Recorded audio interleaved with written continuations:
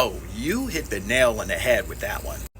You know how tired I get listening to people tell me how they keep hearing from medical professionals that salt is bad for you?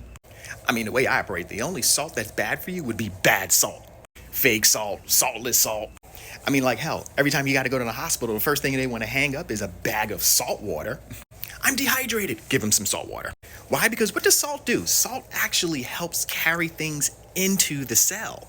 But see, what they don't like to talk about is that potassium sodium ratio. See, that's the key. About time you say something I like.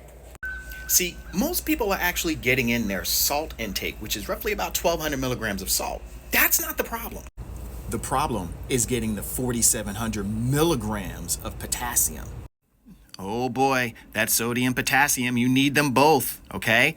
Having one and or the other is like having only the positive or the negative part of your car battery actually working.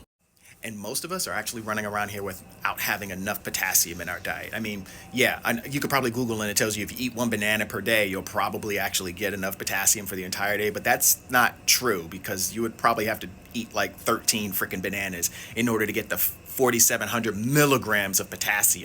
Not to mention the bioavailability of potassium in a banana isn't all that great either. You probably have to wait for it to turn black before you can have a chance of absorbing any of the potassium out of that banana. Which means if you have too much salt, or I'm sorry, if you have just enough salt and not enough potassium, you are guaranteed to retain fluid. That's when them ankles start becoming like cankles. I remember when I used to go for a jog, after about 2 miles, I would literally watch my hands swell up. And if I had like any jewelry on or ring, you can forget it. It's cutting off circulation. So at the time, my doctor told me to lower my salt intake.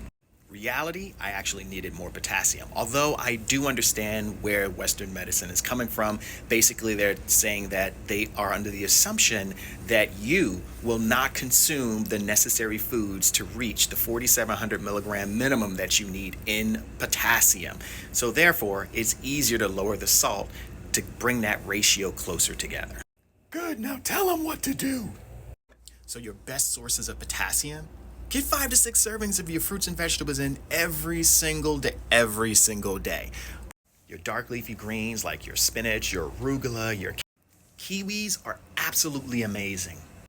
Avocados, coconut water, tomatoes, potatoes. And if your tummy can handle the farts, beans are also loaded, especially the white bean. Remind me to do one on fat because lack of fat ruined my testosterone. Herb Gotti out.